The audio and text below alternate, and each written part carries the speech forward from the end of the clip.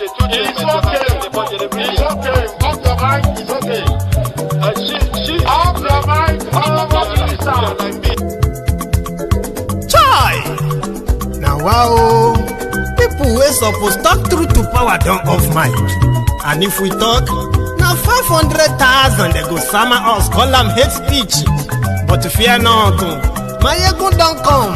Him go torchlight every corner, nooks and cranny of all these bad people where they spoil our country.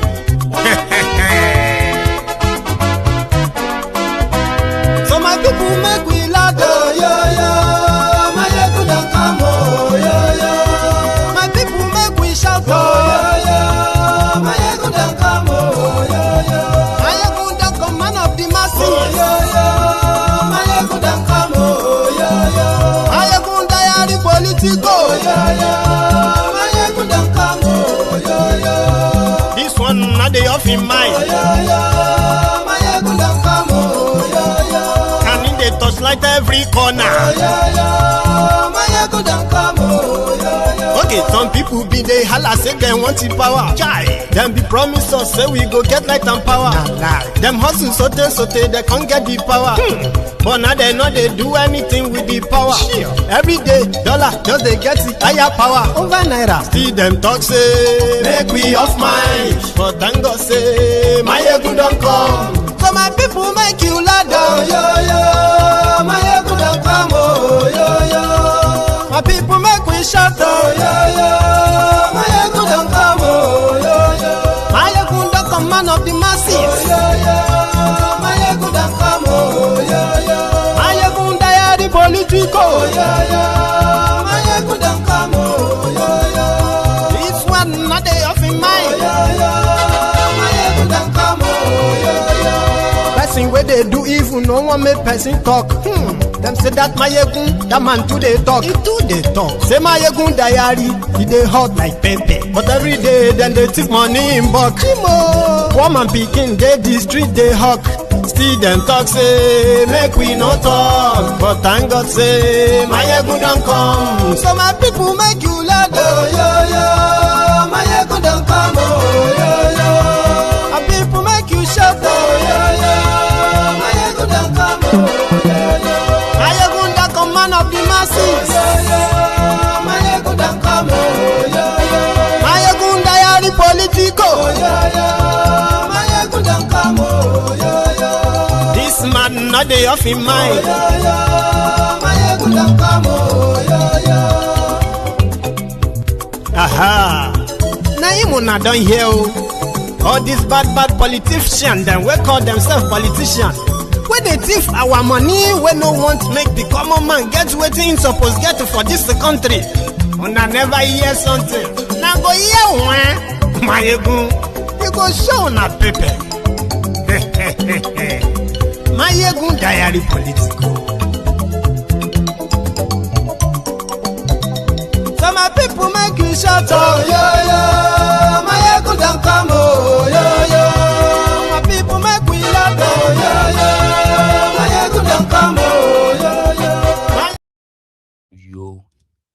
Hello there, brethren. So good morning to you, good afternoon to you, and then good evening to you from wherever you are joining us. It is Mayegun live. So thank you very much for joining me once again. Just remember that as you are tuning in right now, after reading the caption of the broadcast, read the description of the broadcast as well. Then like it, share it, invite your friends, invite your not so friendly friends, and tell them to join us. That Mayego today, Mayego is live. And if you have done that already, thank you. So I have not been around for quite a while now, right? 3 days. So we have a lot of catch up to do. And as usual, I am going to keep the line open. Remember, if you are watching me on Facebook or YouTube, you possibly have the number to call right on the screen, right? Use it. And you can be, speaking to me right here in the studio, making your own contribution as usual. So the update in their political space in Nigeria in the last 72 hours is what I am going to be sharing with you at this moment, as well as the permutations, projections, coalitions, ambitions, and all the shuns that is relative to these political actors will also be shared with us tonight. Last week, when Atiku was in Morocco, I think he was attending a wedding or so. So a group of supporters went to the ADC secretariat, paid 90 million naira, and obtained his own interest form, residential form, right? Interest and nomination form. That is to make it official that indeed he is going to contest for 2027. Not just that, there were others too who have been picking up at the ADC forms for different positions, okay? I have seen, Amaechi has picked this as well, all right? And that makes him the third person running for president in their ADC, the supposed coalition. So these guys came out and they said the exit of Peter Obi and that of Kwankwaso is just a mini setback that they have moved on by building a stronger coalition, this or that. So when Atiku returned to Nigeria, he filled his form, and today he was seen at the ADC secretariat in Abuja, submitting that form, and not just him, even Amaechi too. So that is where we are going to start this evening. Also, we're going to go to the eastern part of Nigeria. We're going to stay back somewhere in the western part of Nigeria or your state. And also, we are also going to go to Abuja, where Omoyele Sowore is firing at all fronts, like, you know, as he's fighting the injustice against a young man that was abducted by the Nigerian military weeks ago. Justice crack, as well as the disagreement within the supposed legal team of this young man. I am also going to take you there because also he is also fighting the land grabbers who have grabbed the Jabi Park, turned the land into a real estate what have you. So I am going to start from Atiku to Amaechi and then to others. So let's go to Abuja, when Atiku returned to return his old interest form today.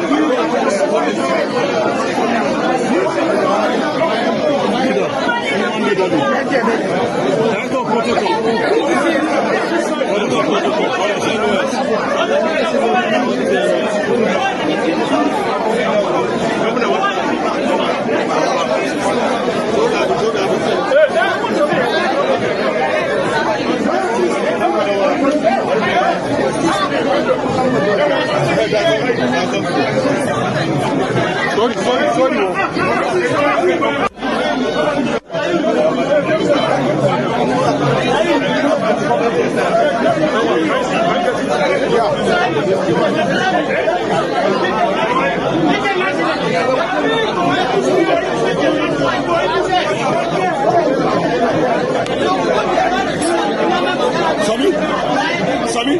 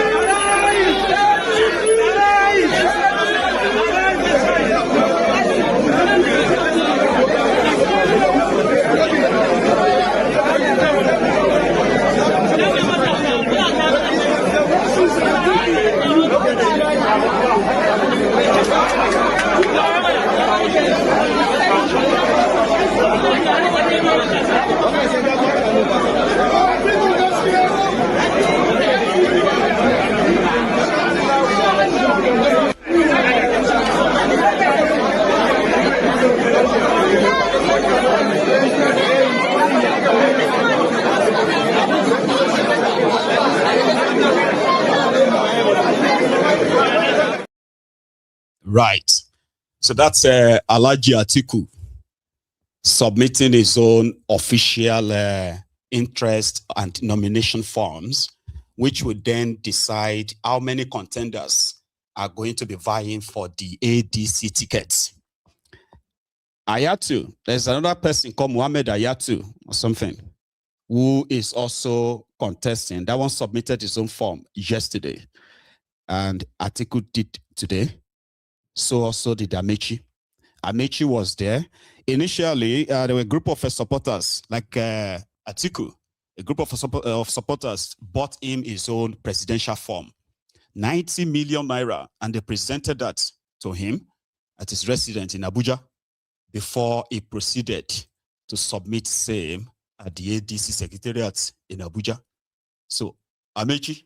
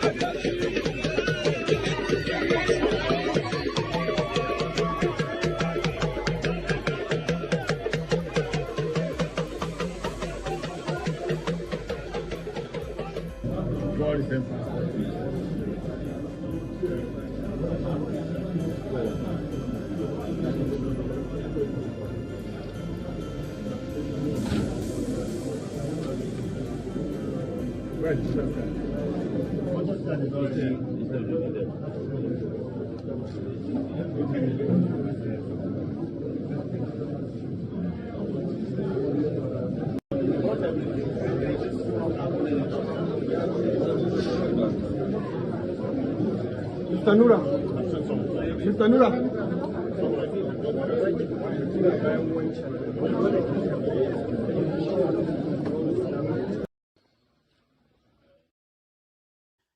So, Amaechi also submitted his own interest form. making it 2 or 3 of them. So here is one gist. Okay, it's unverified though. Just consider this as part of numerous, should I call it innuendo, but it's a bit credible, all right? They said the reason why Peter Obi had to leave, after Peter Obi publicly said he would abide by the final decision, which means the person that whoever wins the presidential tickets of the ADC, that he would support that person. Then there was this report that the reason why Peter Obi had to leave was that he wanted a proper, what do you call it? He wanted primaries, while the party was like, to do primaries right now may actually polarize the party, divide them more.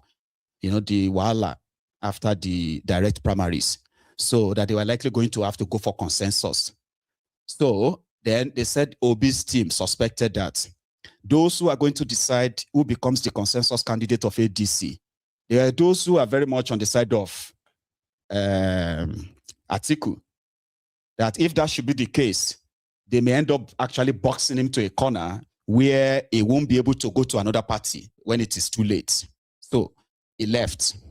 But there are others who said, oh, he had to leave simply because the plot then was, if ADC was not going to zone their presidential ticket to the south, for the Southerners to actually contest for it, okay, he would not be participating. Reason is because he didn't want them to play him the same game they played Wike.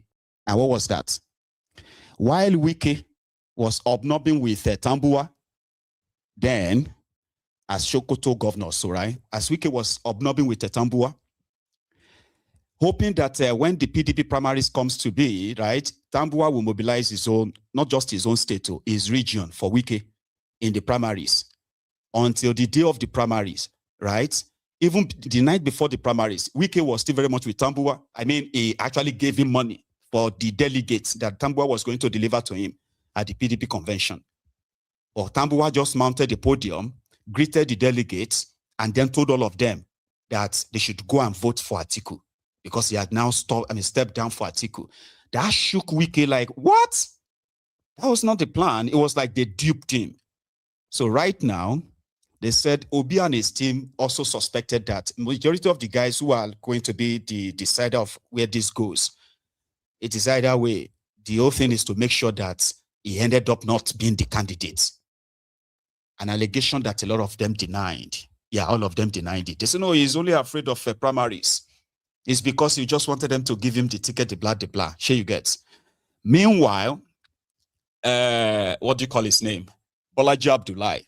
That's their spokesperson, the ADC. It was quoted to have said that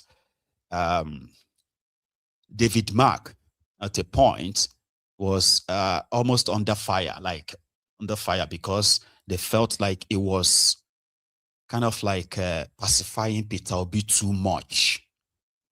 Anyway, that's the conflict in between their guests. Okay, so here, Bolaji, is that his name? Yeah, Bolaji Abdullahi. Another interview, but I'm going to say this particular one. There was a time that His Excellency Rotimi Amaechi went to the national chairman and was threatening to leave the coalition. Do you know why? He felt that the chairman was pampering Peter Obi, that he was conceding everything to Peter Obi. I had 2 deputies. One of them was brought by Peter Obi. Amaechi cannot point at anybody in the NWC that you can say is an Amaechi man. I doubt if Atiku can say, okay, this is my person I nominated. The National Organizing Secretary was Peter Obi. And by the way, before His Excellency Peter Obi joined the coalition, you had other people like Osita Chidoka, the former Minister of Aviation, in the coalition, working very hard for the coalition building. He was hoping to be the National Organizing Secretary.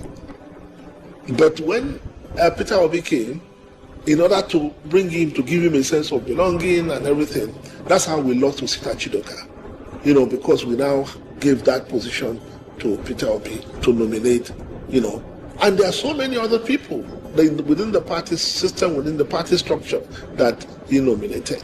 Apart from, so other people were like, why are you giving this man this so much cause? Because we recognize that politics is a game of addition.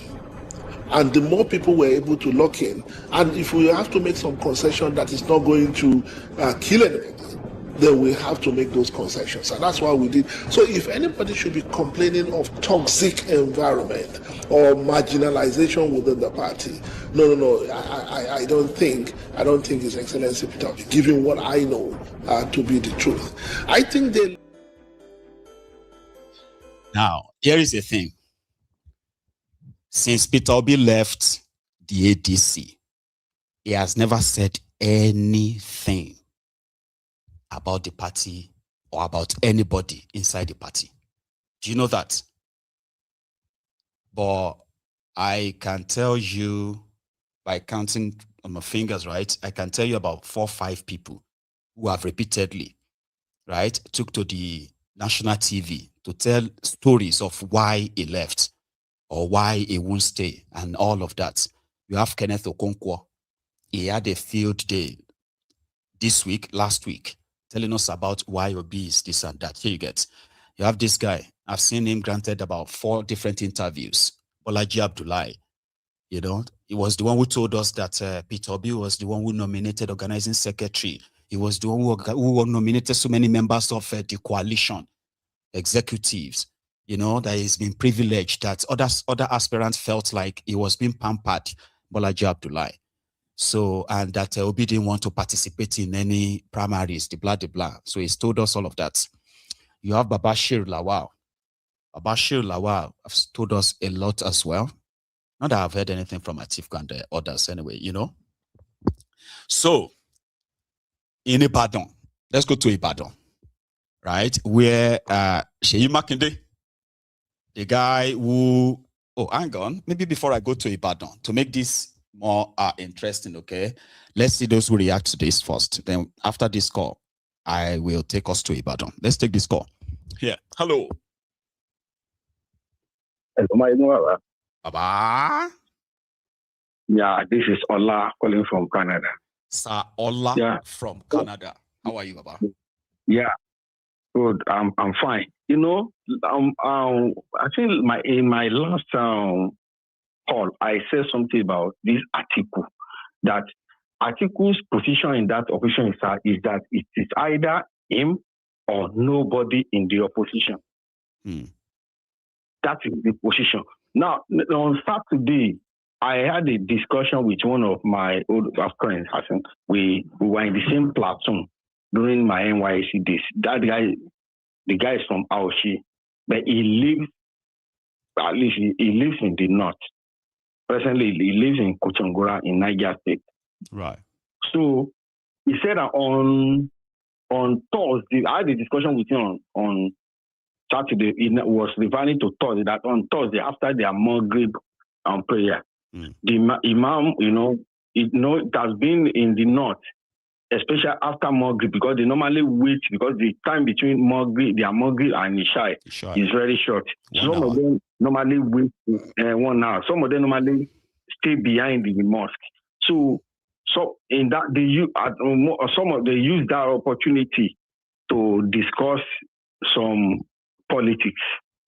So the imam of that mosque was telling them that that election, that he was talking about Peter Obi, that they should not trust Igbo. That one term is talking about is not it's not, we can't trust them. He was now telling them, because the guy told me that he was just looking at what the man was saying, that that in 1953 or 1960 something, that the military then, they met, all of them, all the military, they met, all the guys, the military guys, they agreed to stage a revolution, and then they all agreed that everybody should go back to their region to buy their leader. That the man, he said the man told them, do the Congress, the Jama, that the Igbos, they deceived the North to go and buy their own people. That was when they buy Amadu Bello, all this Tapawa Balewa, but they go keep they kept the Atiku and some of their leaders somewhere in Cameroon. Something like that. So he was trying to they have started the Muslim again, the tribal this and that again, and all this. And that Igbo, they should not trust Igbo. And then that Imam is a pro Atiku person, because you know that he's a pro Atiku. So this now give me that this Atiku, you know, recently if you look at it, the Atiku and his people, they are not criticizing Tinubu again. It's Peter Obi they are criticizing. If you look at Oshiomole said they don't even have to criticize Obi. The Atiku is doing it for them now. For them now, if you go and look at it, if you look at their criticism on Tinubu is like 30%, on Peter Obi is 70%. And then that's why so Atiku, if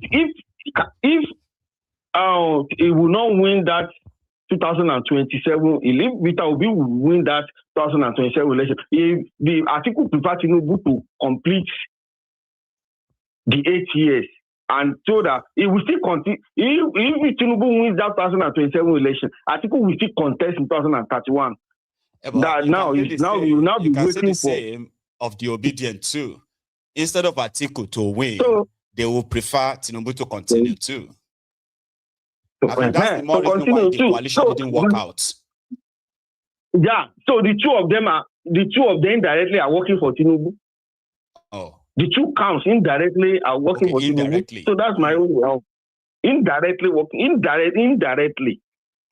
Because if Atiku is not because it's not only the obedience. The mood of the South is that the power. I think if the power must. The power should remain for another 4 years in the South. For another 4 years. It is not the obedience. It is not the obedience position. It is the Southern position. Southern sentiment. So, but the Atiku's position is his own personal ambition. So that is it. So we look at it. It is we cannot say obedience are working for Tinubu. It is this Atiku and the people that are directly working for Tinubu. So thank you. God bless you, Sola. You have a very good one. Okay. Now let us go to Ibadan.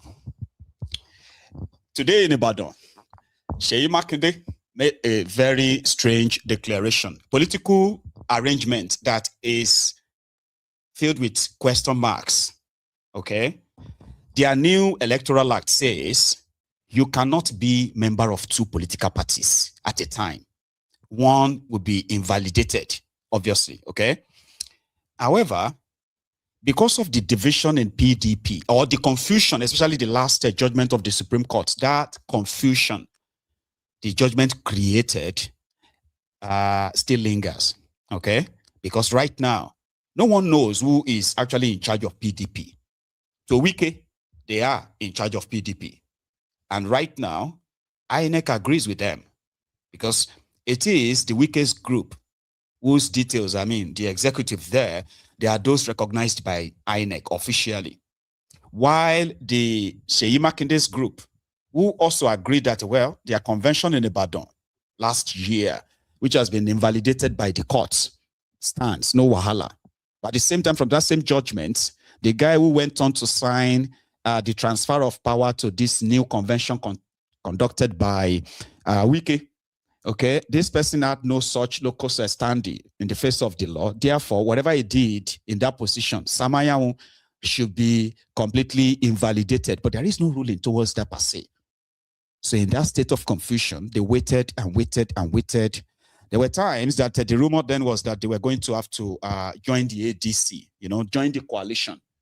Then they said, no, they were going to go and join another party. Then the Seyi Makinde told his supporters to remain in PDP. Time was going. On the 10th of this month, May, the official submission of political parties and members, kind of like a register, was concluded on the 10th of May. Therefore, you can't join any new political party right now, if you want to contest in 2027, you will be like unqualified. You'll be disqualified by that arrangement, okay? So therefore, if you didn't join this political party before the 10th of May, forget it. You can still join political parties, but you can't contest election. I don't know if they have waivers too, Sure you get about the Sha. So Makinde eventually, right, came out today and said he will be making a coalition with a party called APM. And the coalition arrangement is still very much unclear, but they signed an MOU today, Memorandum of Understanding. I do not know the content, whether they are going to have PDP, APM, or these guys are just going to run under this APM, which they possibly have registered or became members a long time ago, not just before the 10th of May anyway, right? So they will run under APM by attaching PDP flag. I don't know. But this happened when, after they signed their MOU, Makinde also used the occasion to declare his own interest in running for president in 2027. Again, under the PDP APM coalition. What does that even mean, right? So Makinde said he will be running for president to reset Nigeria. All of that happened at the Mapo Hall in Ibadan today. So let's go to Ibadan. Makinde.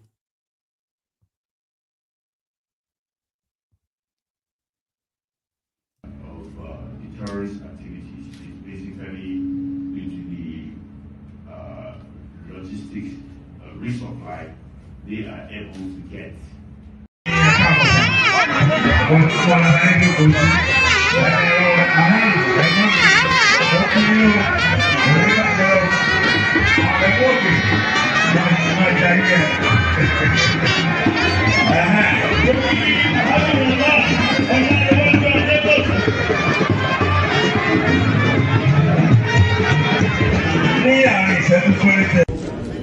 After the signing will be presented. I witnessed it.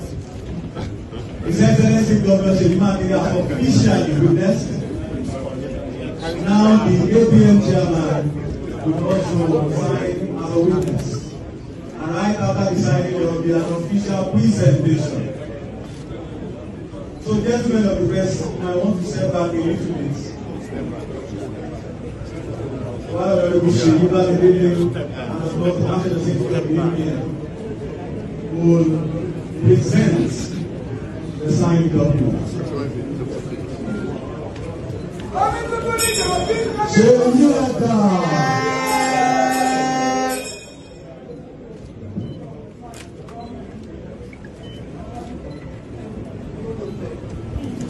While the presentation is being made, please, I'd like to formally acknowledge the presence of Honorable Adekeji, Dakula Olaji Ojijomo, and Right Honorable Ademo, Speaker of the State House Assembly, and Honorable. Therefore, today, I, Seyi Makinde, FNSC, announce my candidacy for the position of the President of the Republic of Nigeria.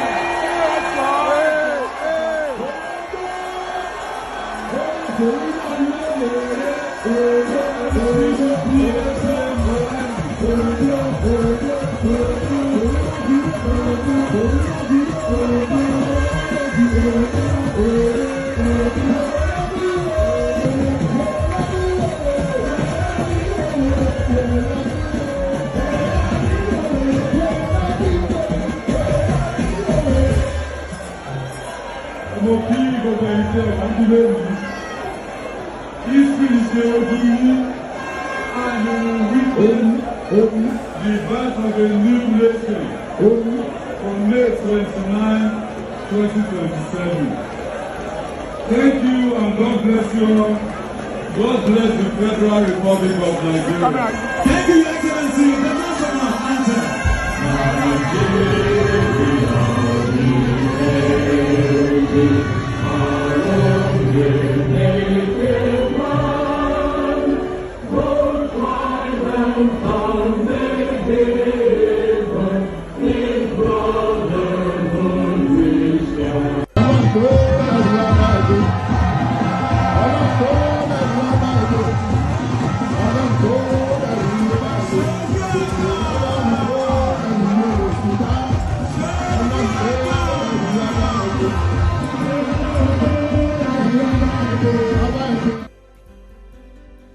That's President Seyi Makinde. So I don't know how that's going to actually go, but that is promising to be eventful, like interesting as well in the coming days, weeks, and even months. But here is with the weakest reaction to that.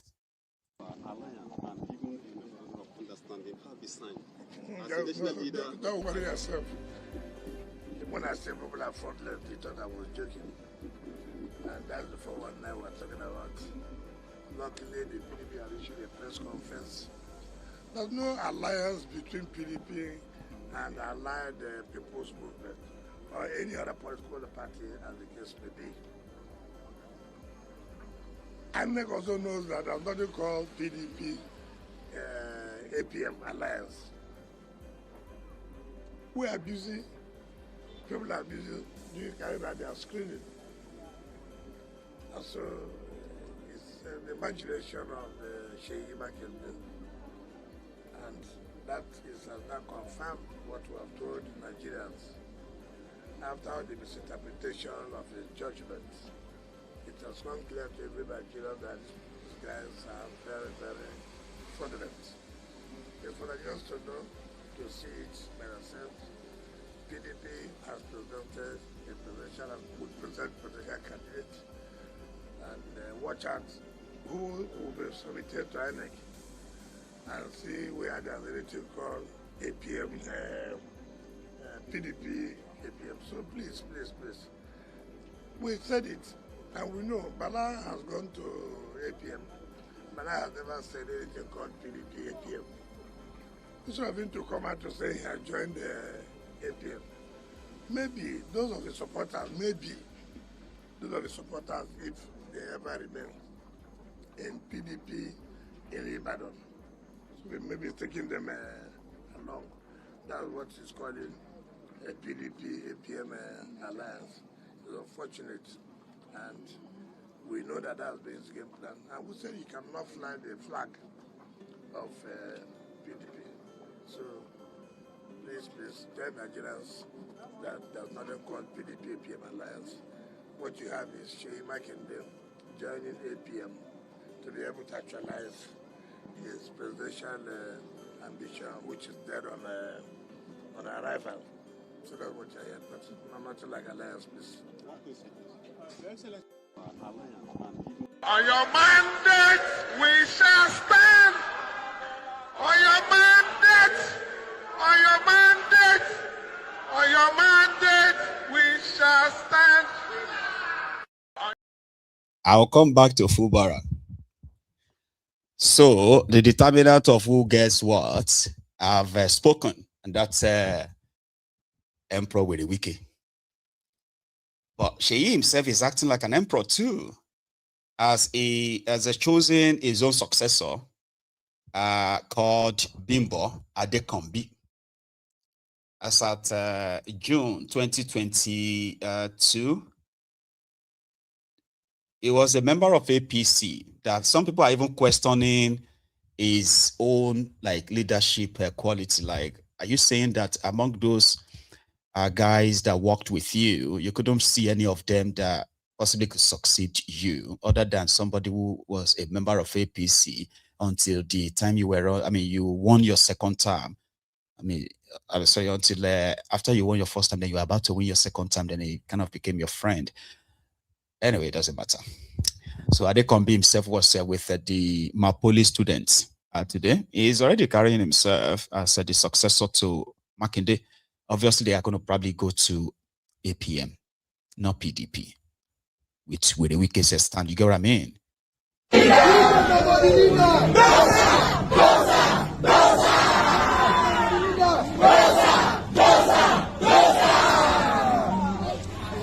Thank you very, very much. Please, we have the former Commissioner of Finance in Oyo State. He's a known face, a known name, experienced personality, and a financial expert. You've been able to serve this state in your capacity as Commissioner of Finance. under the administration of late Governor Abiola. Here, according to reports from the activity, an ally of the incumbent governor of Oyo and in fact, some are calling on you to come and govern this state come 2027 as gubernatorial candidate hopeful.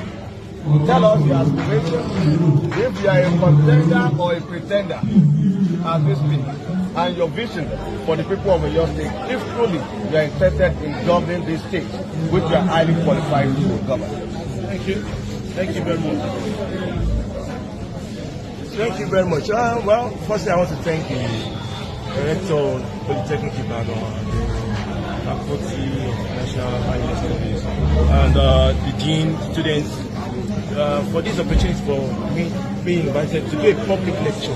Because the public lecture means the topic that's contemporary. The lecture title is removing bottlenecks for public budgeting and enhancing public trust. It speaks to everything you said about governing the state.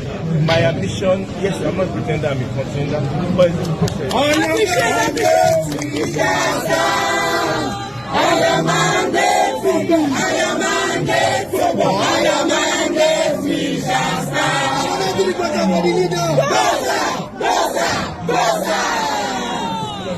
Thank you very much. So, you know, whatever we are doing is a work in progress.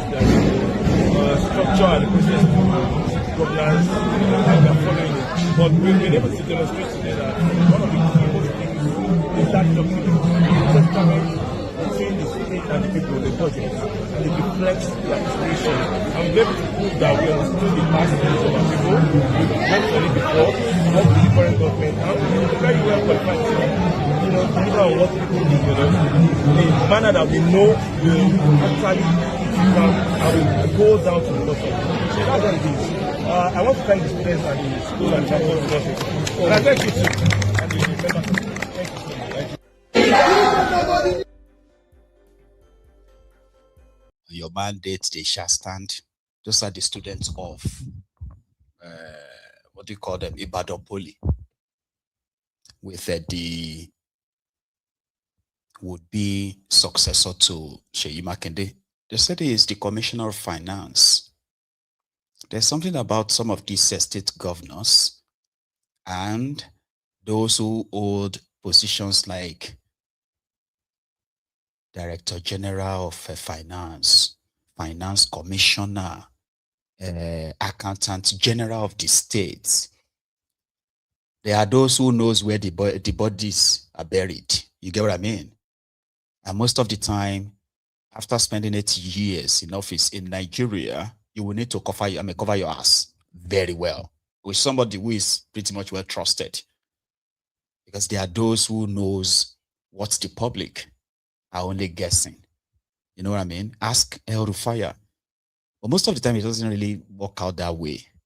Look at the Fulbara. He attended the APC screening committee. And it was rumored then that he's been screened out on the order of his godfather, Wiriwike. But he came out to debunk that.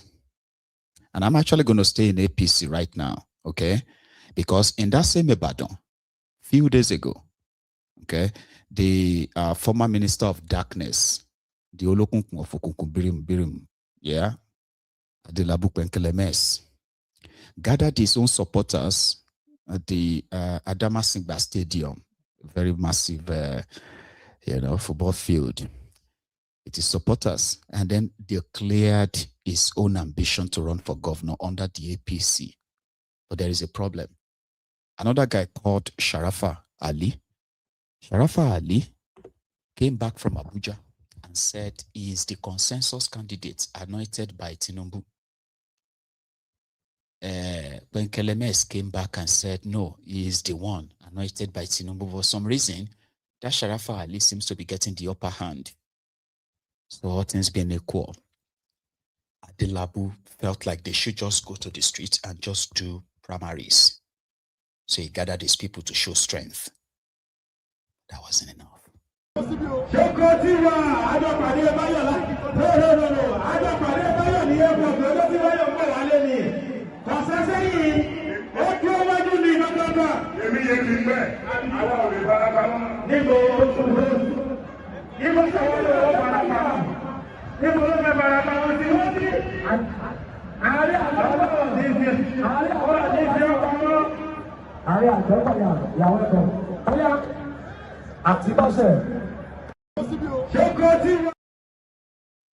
So that's Adelabu Benkelemes and his supporters. Just barely 24 hours after that, the APC leaders in Oyo State publicly endorsed Sharafa Ali as their consensus. They are not really not primary, so they are still saying that this is the person the party is going to back.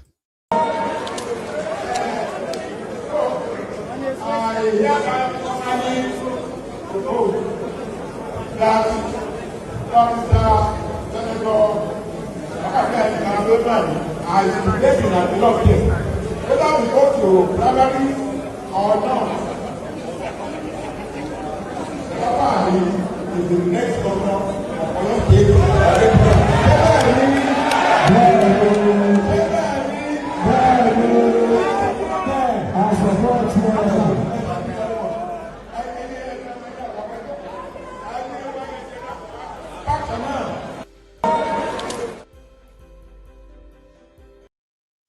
Get it?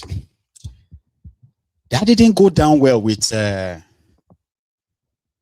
Adelabu's supporters. Now they felt they've been shortchanged.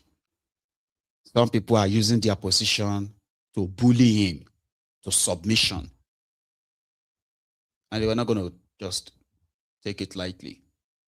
So today, they went straight to the APC headquarters in Ibadan. Yeah, their own secretariat in Ibadan. And then this happened. One sec.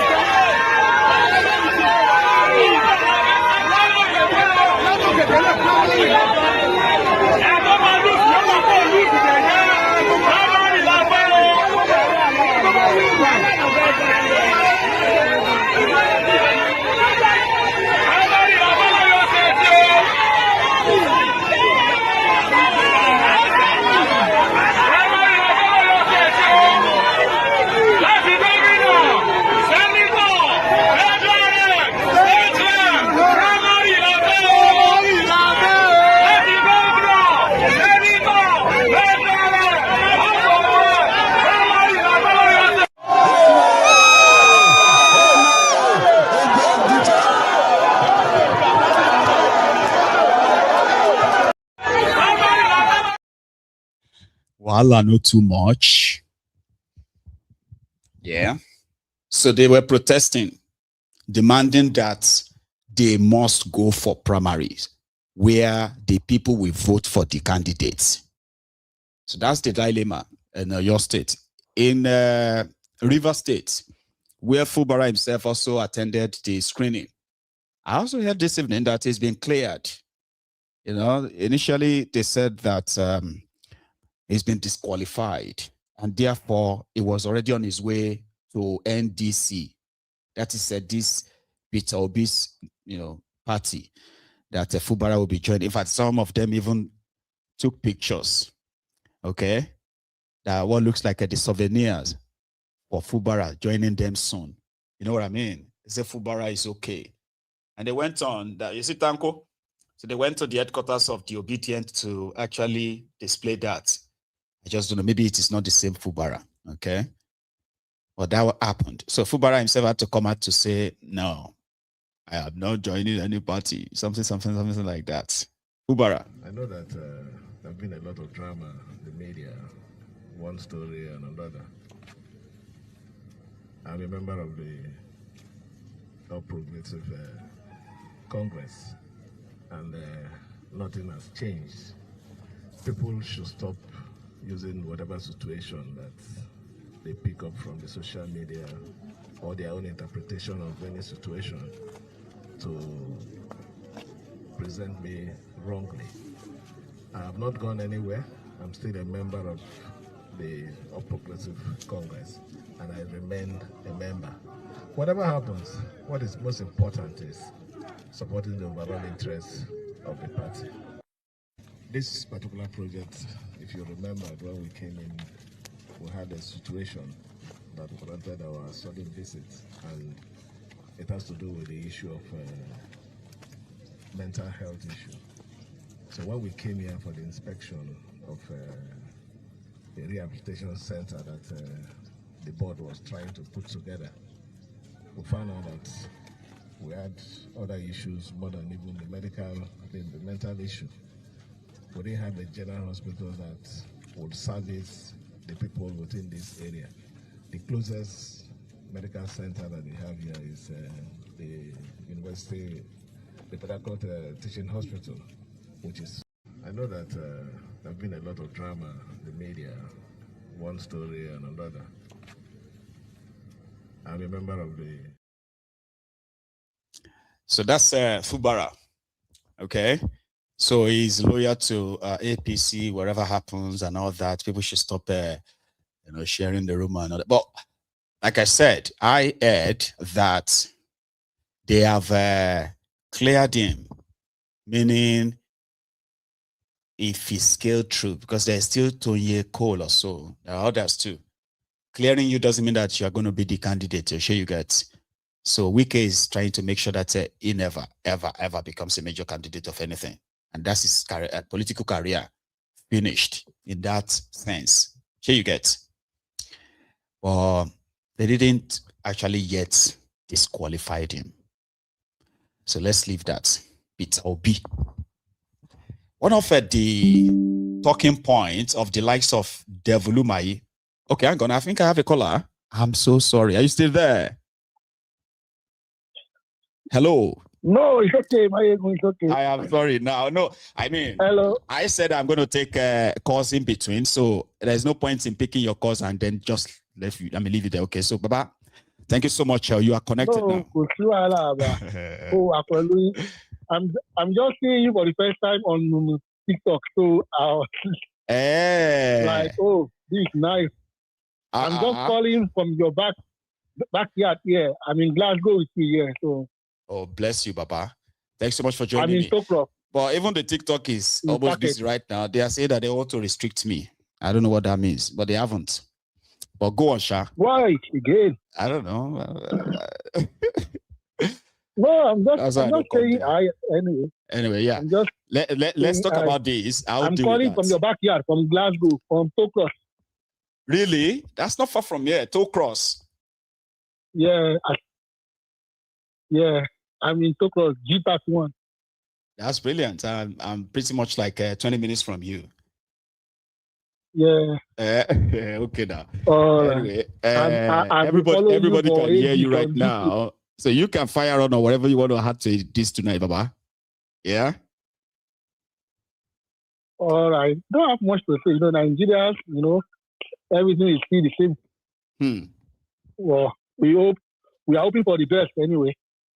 Right. Like there is no much to really open, but we still hope for the best. Yeah, because all these games now, I think they are giving Tinubu the upper hand. Because they will split all the vote again, like six very heavy candidates. Yep.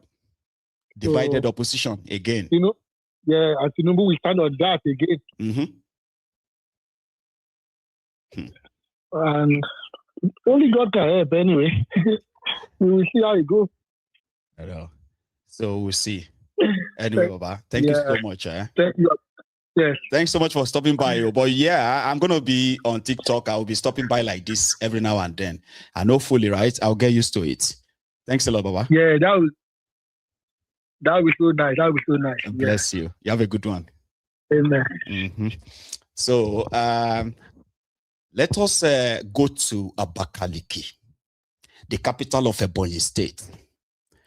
And the reason why this seems a little bit significant is because one man called Umahi or Umahi continued to brag of how much the Igbos have now become more aware of the good intent or the good intention of Tinubu. That Tinubu has done so well for the Igbos in the last 3 years than all of the past leaders in Nigeria combined. And the Igbos have seen it. They are not going to follow Peter Obi. That Peter Obi can keep going everywhere, making him look like he's popular, but not in Igbo land anymore. And he's not going to get that same wholesale sweep support anymore.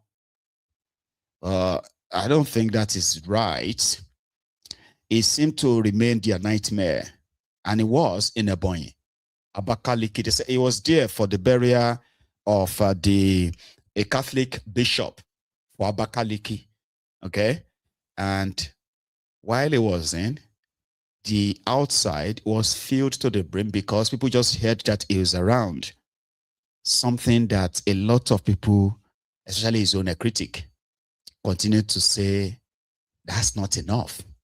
But is it not? Eh? So I'm going to show you, I'm going to take you to, where is that again? 1 second. Yes. Let's go to Abakaliki, where Peter Obi and all of this happened. We tell you, most Reverend Matthew Manason could not make it. We thank you for the governor of the Ebonyi State, Right Honorable Francis Obonawefu, and the Deputy Governor, Princess Patricia Ogemechi Obila. We thank your excellencies for your invaluable support during this time of grief. We also thank former governors here present, Governor Peter Obi, Governor Martin all the people in government, members of the National Assembly, and the Ebonyi State House of Assembly, the judiciary, and all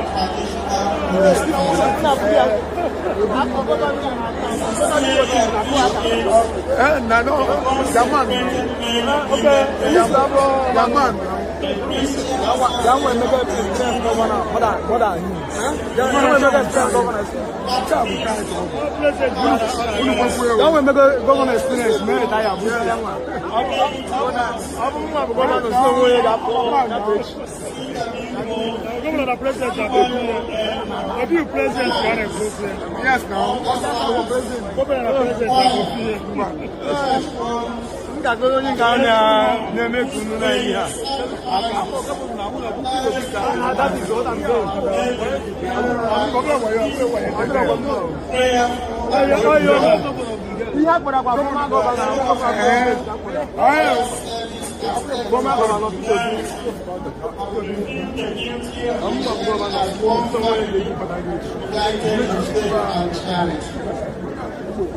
We also thank the members of the media, the Catholic media practitioners, the Pontifical Mission Societies, all the security personnel, benefactors, friends of the diocese, and all guests who have identified with us in this time of mourning.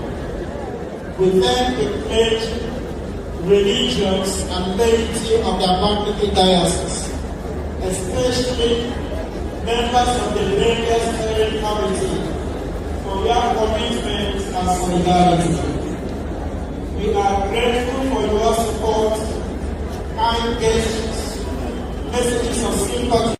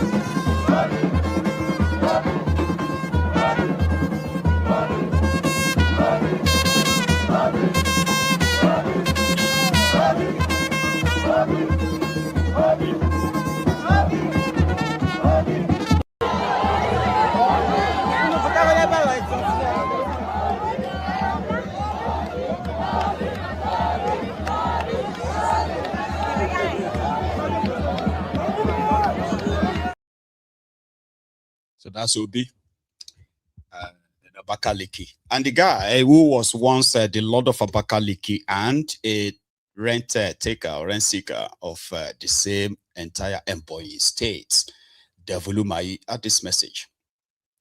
Biafra is here. In case if you are Igbo, a Biafran, and you haven't noticed, according to Umahi, Tinubu is the Biafra that you have been waiting for. You know, normally, right, in the ancient Egypt, that's blasphemy. You know what they do to people who blaspheme and all that, right? That's sacrilegious. And that's how much politicians can descend so low just to use some of these important kind of like issue, right, to blend it into their own political narrations, okay, intentionally. And according to him, I think I should let him speak. You know, preach. And I want to, you know, say this without any apology. The Southeast people will reciprocate what the president, you know, Bola Ahmed Tinubu, you know, has done for the people of Southeast. What happened, you know, in the last election, you know, was an accident of history. And in 2027, we wish you our appreciation. I was a governor, I was a deputy governor, and we never witnessed federal government projects in Southeast. But today, we may not be the first or the second or the third, but definitely we are not the last.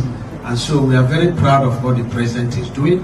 And I pledge on behalf of the entire Southeast that, you know, we are people of wisdom, and we are going to reciprocate. Because with this project, any part of the country, you know, any part of the Southeast you are going to be in Abuja between 3 and 4 hours. And this is a plus for our commerce, you know, activities. The issue is that the Biafra we've been looking for is here, and that is President Bola Ahmed Tinubu. If you want to debate with me, you can come and debate with me, and you tell me what you know, other people have done, Southeast people, and tell me who has this kind of courage to do what President Bola Ahmed Tinubu is doing. And it can only be him. I doubt even a president from Southeast will be able to do what he's doing for the people of Southeast and the all other regions. So he has treated us very fairly in appointment, you know, and in infrastructure development. What else were we crying for? Fairness, equity, justice. We have found it in President Bola Ahmed Tinubu, and we are going to go with it. So, you know. I mean, you don't expect him to say otherwise, right? So according to him, the Eastern Nigeria have never really witnessed any infrastructural development from the federal government of Nigeria. Do you know that, unfortunately, he's actually right? Yeah, he is. Until Bukwari came, downgraded the second Niger bridge, which would have been the major federal government project, first of its kind in the eastern part of Nigeria in a very long time. That's evidence, okay?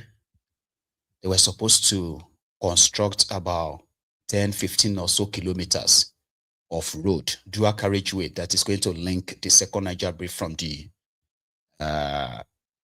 Delta Benin side and then the Onitsha side.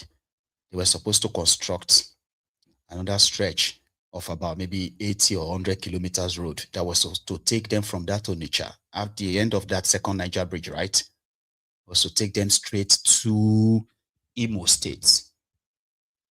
Just that. And everybody can be dropping by at their own estate.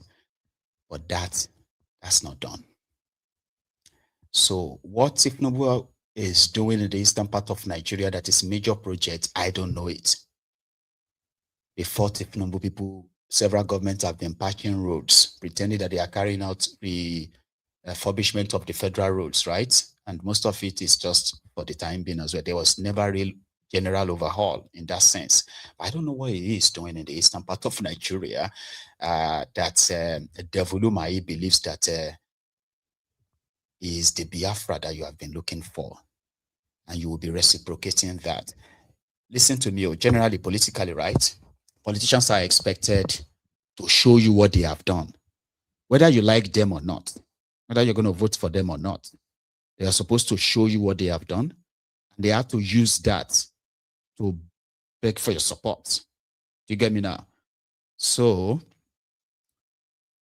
the Volumai would have probably have to like show you that as he would want to, I think. Anyway, so let's leave Ebonyi. And maybe we should even check Kalu himself. You know, he was in Kenya. He was in Kenya, Nairobi, about 2-3 days ago. So he left Kenya yesterday for Kigali in Rwanda, where they're having what they call the CEOs Forum, something like a summit where CEOs of companies, energy companies, the oil and gas, mostly it's about oil and gas, because most of their discussion is mainly about oil and gas. Although, at one of the kind of like forum, sort of, where Kalu was being questioned to tell the audience what Nigeria had to offer. Or in Kenya, where Kalu was trying to make a statement of how much it would be if the Africa invest in the children's education in Nigeria, sort of, right? But then he pointed this out. That was cut out. It's a short clip. If an African child is assured of a good sandwich in a classroom, or 1 egg a day, there will be no fear of learning.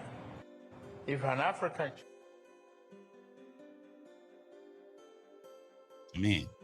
said Tinubu speaks in metaphor, okay?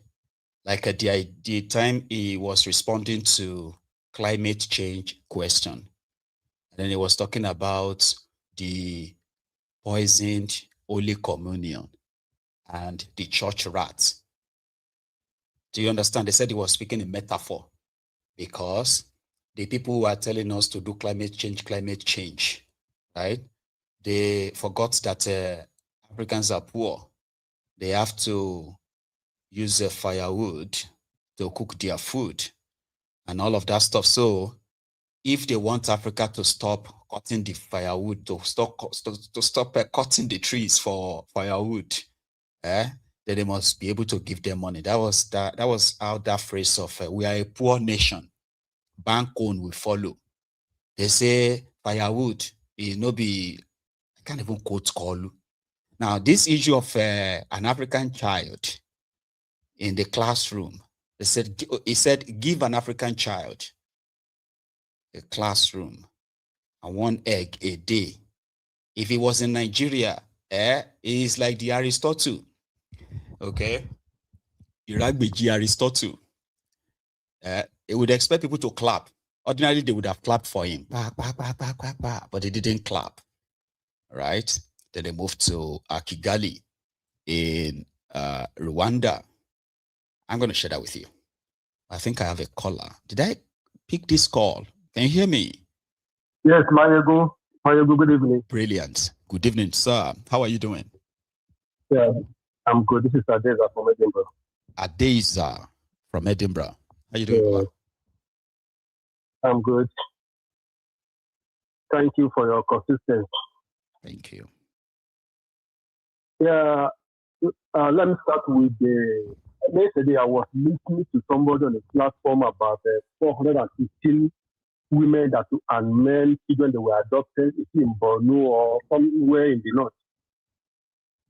And I think 7 of them wanted to escape, and they were arrested and beheaded. Yes. Yeah. You see, when I hear about that story, and I think, what is Nigerian government doing? 416 people adopted. National Assembly never stand on their way to say no. call the security agents to order. So this must be done with a time when they are quiet. And we don't have representatives from such areas. I have not seen them visibly in National Assembly representing their people. And all what they are doing is campaigning for 2027. You see that these leaders, they don't care about the people. You remember last week when Ushomole was shouting in the house, they called the rule was changed. And it will not favor some of them. It will depart them or differentiate them from contest for any senior position in the house. You see how the house was rowdy. But when it comes to the things that affect ordinary Nigeria on the street, they don't care. And I still know there are people who adopted a power. I don't know if they have been released today. No, they have not been released. And Nigerians are still very quiet. No, it's still nothing happened. Did you hear the story? Did you hear the news that Rebadu and the others, they are working to make sure that the report on these attacks should be reduced until after 2027 elections?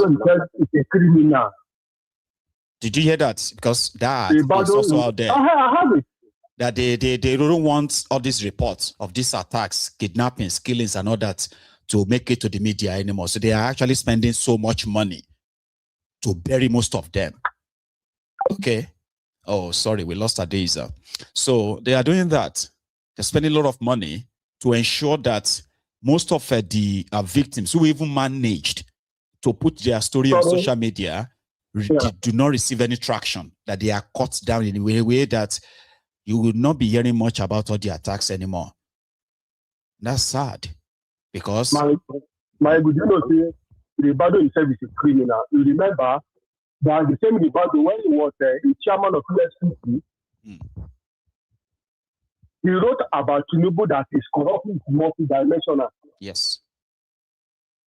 The people carried it. It's not something that is corruption is multidimensional. The same person is now working directly with him. Understand? To show that he's a criminal, he has no integrity. There have been a popular news out there that has been sponsoring most of these criminals in the north, buying guns for them. I mean, they have never come out to deny it. His office confirmed it. They said they gave 1,400 AK-47 to the Miyetti.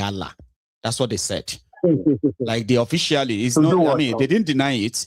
They said they officially because they gave it to me. Because Miyetti have the security outfits where they are signing vigilante deals with some states. You'll be surprised. And a lot of people have said that most of the victims, the guns they get in the hands of these terrorists, they are marked federal government guns. Some of them, or not all of them.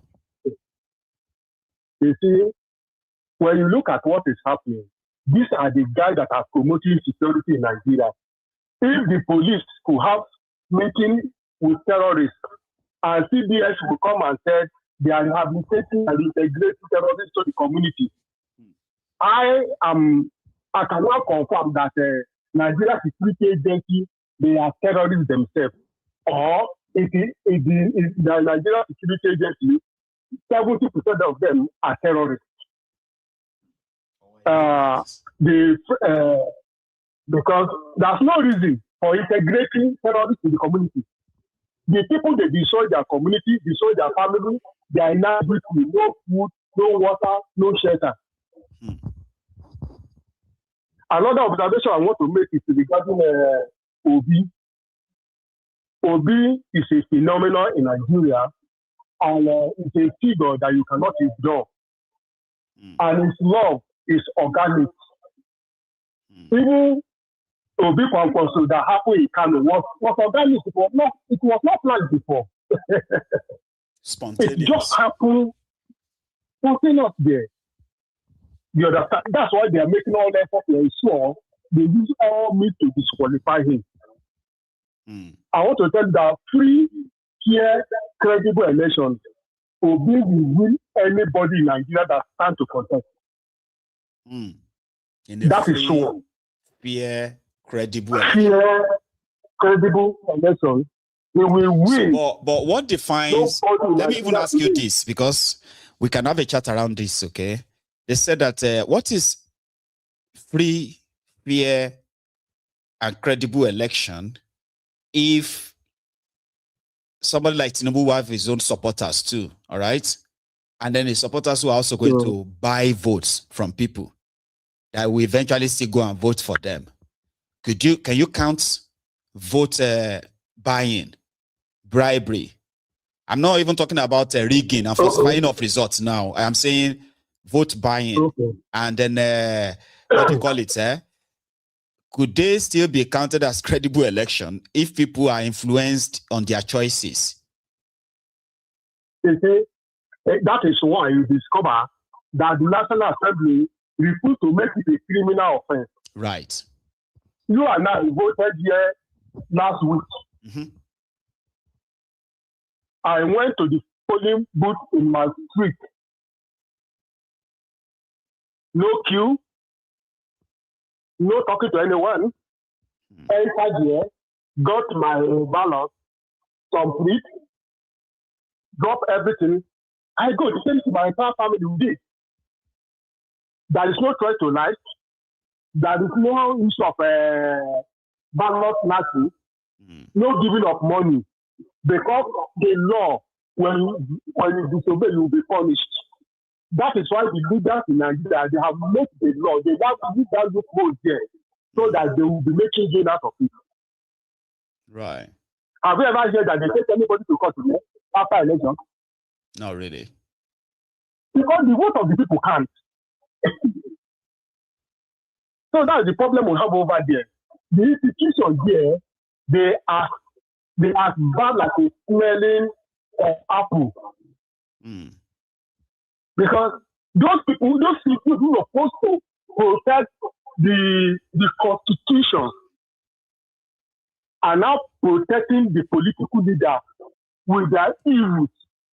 Police will look away. DSS will look away. Army will look away. Especially when it is the incumbent party. They are always at their service. And all this will happen at the end of it. Nobody is punished at the end. In 2023, we saw what happened in Lagos. How many people were punished? Because there was no punishment, they will repeat it again. Here, you and I here, you know you are very careful not to offend the law. Of course. No matter who you are. You have to be careful, I know. Either it's a driving offense, any little thing, you will face justice. It doesn't matter either you are black, you are white, you will face it as supposed to be. But the reverse is the case here. So that is why it is very difficult to have such a election. But we had it during what they call it, this man that was killed there. That everybody said this is the fairest Abiola election. Yeah. It's still the same Nigeria that election was conducted. Because you know that is what I'm trying to even say. I shouldn't even be using Tinubu, because I remember during the Abiola's time, people were given food, people were given money as well. But majority of them, right? I don't know, maybe that's what influenced them to voting for Abiola and all that. But for those who are not too young back then, they can tell you, I mean, they can probably confirm what I'm saying right now. So would that make it credible if there is no ballot snatching, if there is no, what do you call it, changing of election result, the blah, the blah, where people actually vote? That will be to some extent. That will be to some extent. Do you know, there's nothing you can have 100%. Okay. I think you made that. When the error is minimal, do you understand? It's insignificant, because giving people this and that cannot be the determinant of millions of votes that will eventually come. There will be people that will eventually probably vote for them, just like this Kolutu, right? So I get it now, Adesa. Yes. But who is going to offer them free election? Let's say you have a figure of 5 million. When you are starting, I discover that 100, or let's say 10,000 is missing out of it. You said the figure is insignificant to render the whole account useless. I get you now. You understand that? But here you discover that the past mark here could just be 10, why the error is 90. So that's the issue. Thank you very much, Adeza. Let's see if we can, thank you so much, if we can add more tonight before we call it tonight, okay? Thanks a lot.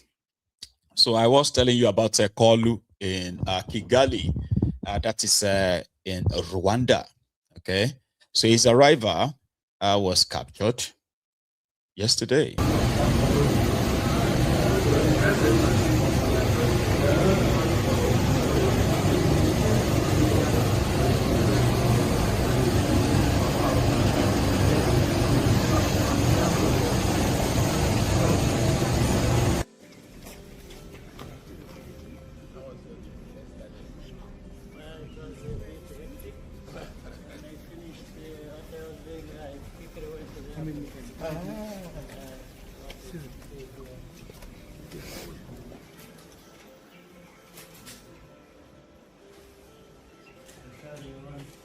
Thank you, sir. Thank you.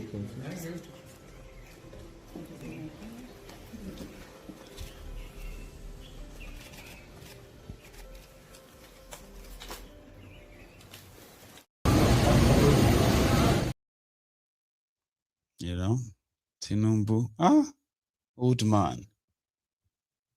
Yeah. But anyway, this was him when he was in Kenya.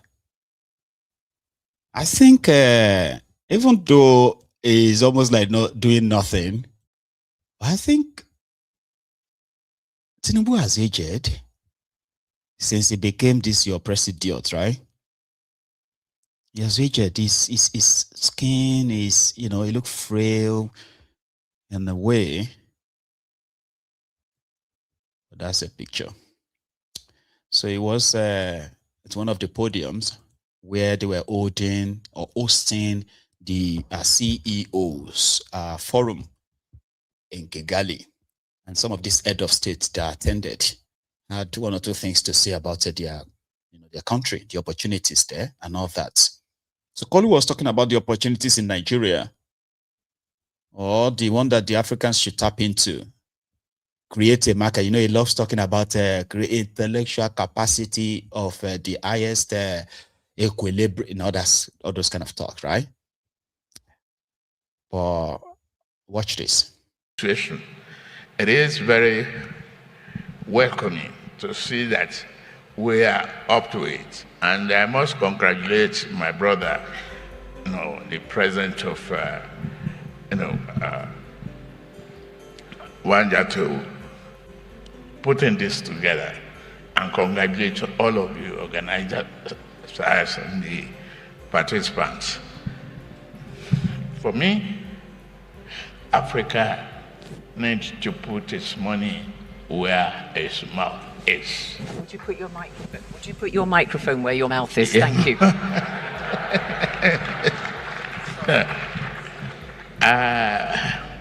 We need to put our money where our mouth is and develop a relationship. Luckily, we have African trade agreement that should not be left on the drawing board, should be activated properly. Regional collaboration and effective utilization of our resources. Not working in silos, but in collaboration with one another, using what we have. To me, I believe in Africa first, because I've started Nigeria first.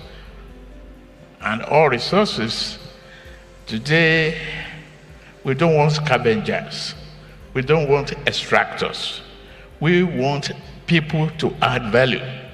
If you're an investor, we will encourage you to add value to what we have as a nation before that is.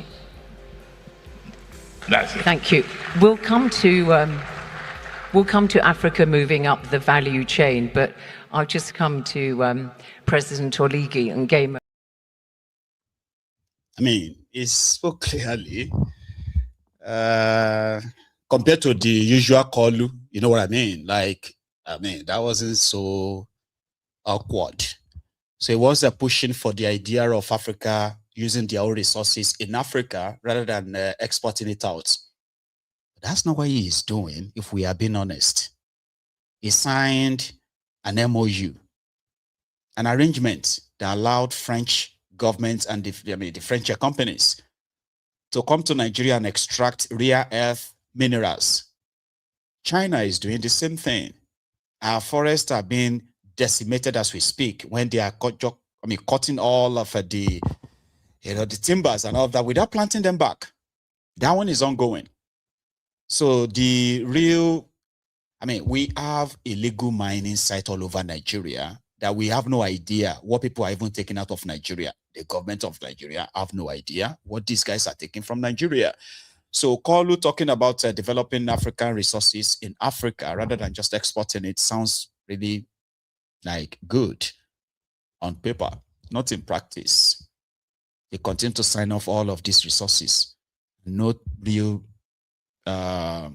developing plants are being set up by any means. But yeah, his Minister of Finance, who was also there, tried to play it a little bit smarter by trying to use their usual word salads, the reform is Africa is the reform and the Tinubu's reform. Badadash. Yeah, one very exciting thing about Mr. President is he's never tired of marketing Nigeria. So he's the chief marketer for the country. And so we had several, engagements and discussions, mostly focusing on economic opportunities. How can we mobilize more investment, particularly in the area of power? We also have discussions, interesting one around mining, as well as opportunities to even support private sector, small businesses. Overall, very exciting engagements. You can see that the potentials that we have, we were not telling our stories as we should before now. By telling the story that is credible. And you're not just saying what we can do. Mr. President has the credential to demonstrate what he has done and his commitment towards making those issues even more compelling going forward. We've seen today, part of the engagement is potential investments in ports, development, in mining, like I said, other solid minerals, private enterprise, and so on and so forth. So really has been very, very good. Yeah, so the meeting with the president of Guinea, it's more like, big brother and younger brother. It was quite interesting that there's a lot the two countries can do together. Mr. President was, commended the president of Guinea for not withdrawing from ECOWAS when the pressure was much on him to be able to do that.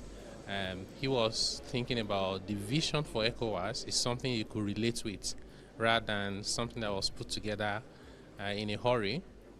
And I think there's also a lot that the two countries can do together in the area of development. Some of it is to do with iron ore, and the partnership is, we're stronger together. Both presidents were very happy with the engagement. From the Africa CEO Forum, what do you think Nigeria is taking from this? I think Nigeria has done a lot of very transformative reforms that for Africa is not just about Africa saying we should do this, we should do that. We now have the example in Nigeria.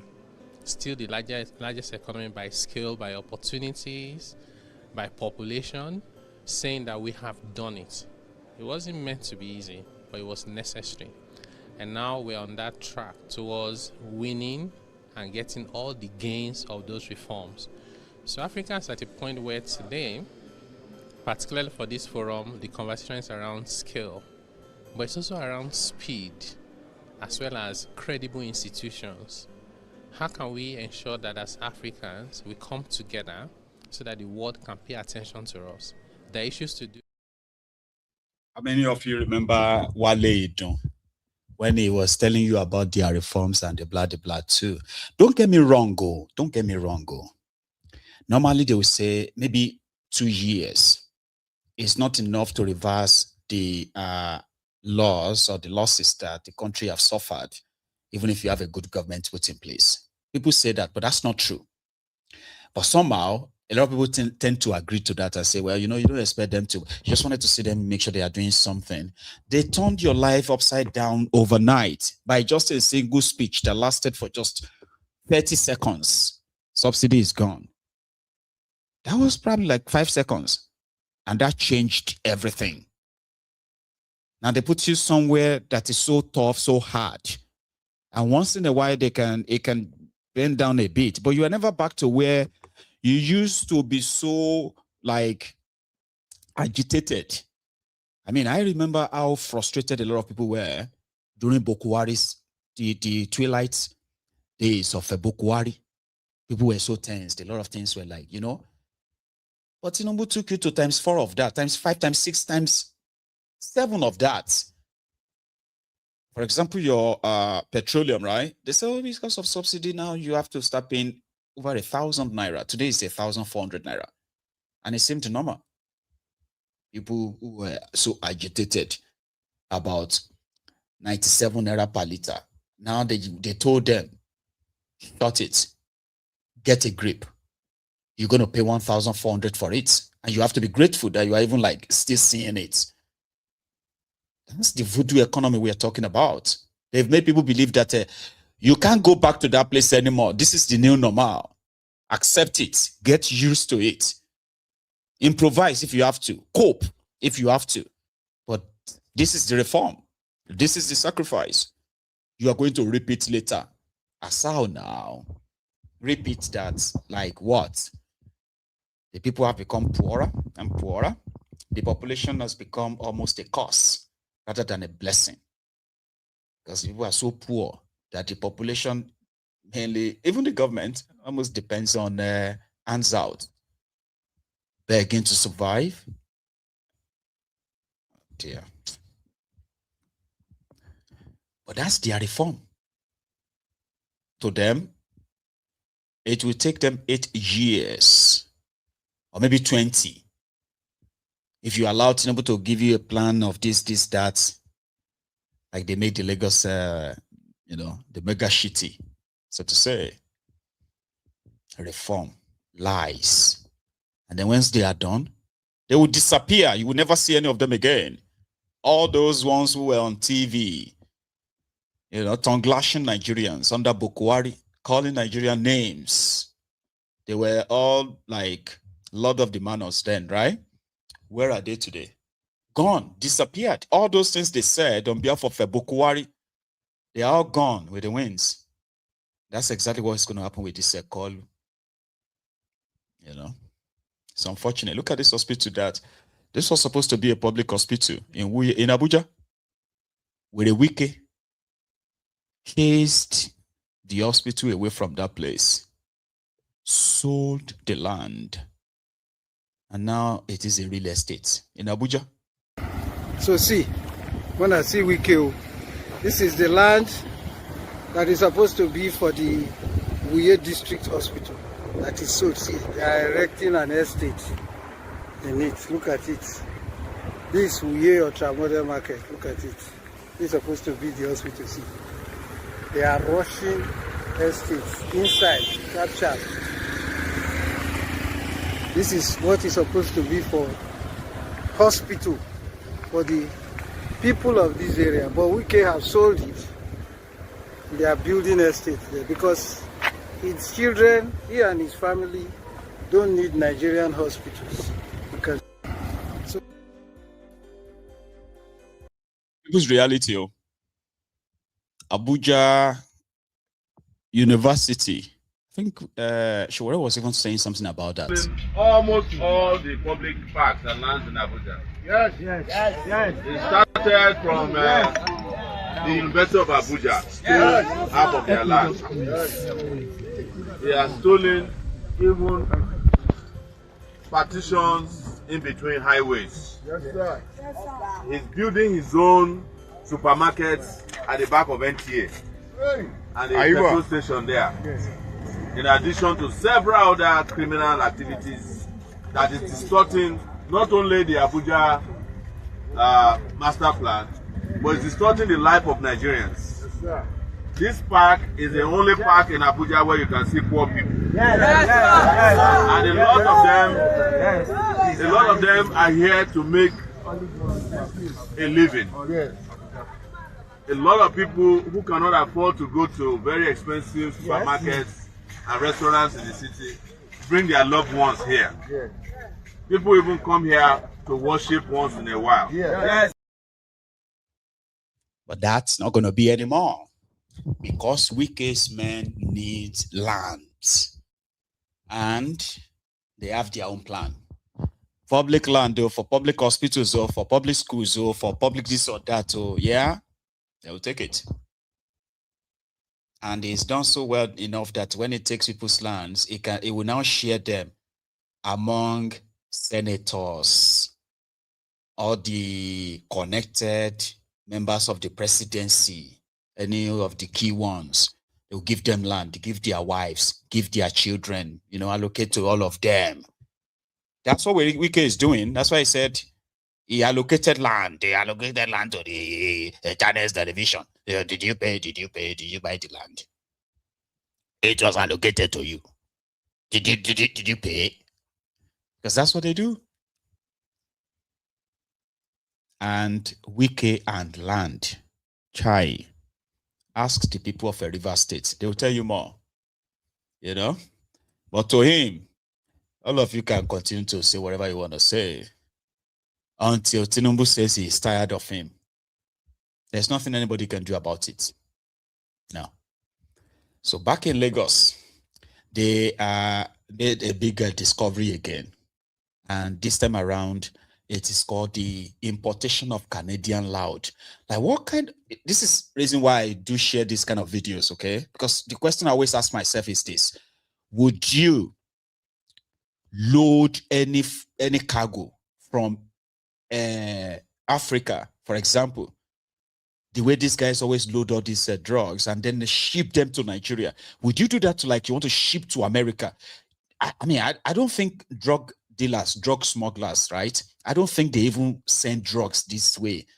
When you look at this kind of drug discovery they discover in Nigeria, and you just ask, I say, what kind of confidence will make people do this? The other day we saw a Canadian, a lady who traveled all the way from Canada, got cleared by their immigration and narcotic, all of them, right? And this lady was carrying a full luggage, no clothing, no nothing inside the box. So just Canadian loud, like confidently flew from Canada to Nigeria. And I'm like, what is the impression? What is the kind of impression Nigeria have on people outside Nigeria, or maybe non-Nigerians, that will make them be so confident that, oh yeah, bag it. I say, where are you packing all of this? Where are you taking them? Oh, to Nigeria. Pack. And then ship. And then NDLA.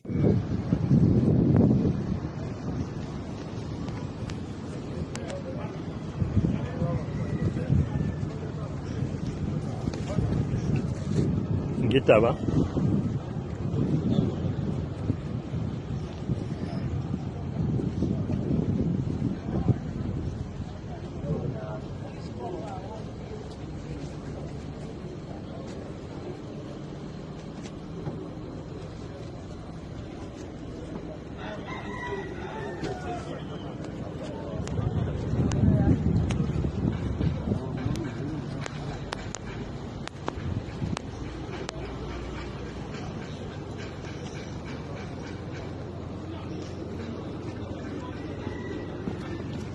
Yeah, I'm on it.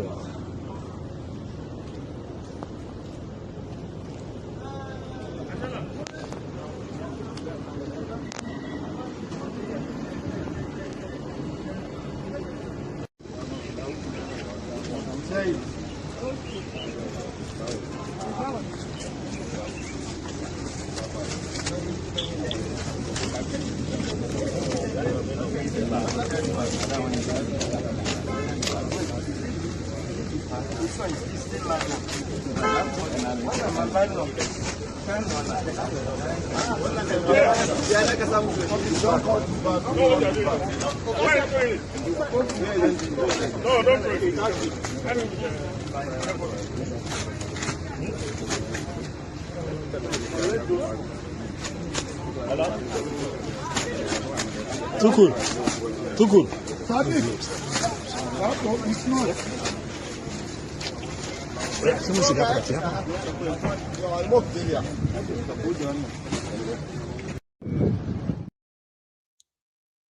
Do you get it, right? Like, those are not bales of clothes, though. They are not fabric, or they are not like some, what do you call them? Some cargo, whatever. Everything inside that place, na Canadian loud. You go. I even want to ask the African Wahala. Is wheat legalized in Canada? Like, do people just grow it? Like, the farmers just grow it in Canada? For those of you who live in Canada, like, because this is becoming unbecoming. Okay? If you're asking for the country that are so strict when it comes to export of stuffs like this, right? Like, you wouldn't expect people to be, or maybe they didn't bring them from Canada. They just say Canadian loud. But how did they get to Apapa in Lagos? I have a caller here. Hello. Hello, Maya. Good evening. Good evening to you, Baba. How are you? Fine, brother. Maya, when you look at this Nigeria of today, because I saw some videos about Nigeria, both Shehu Tagari when he was on interview with a journalist, I think a journalist from England about appetite and of South Africa. Okay. He was making a statement that Nigeria will support them with armed struggle. You know, when he was talking that, he will see authority.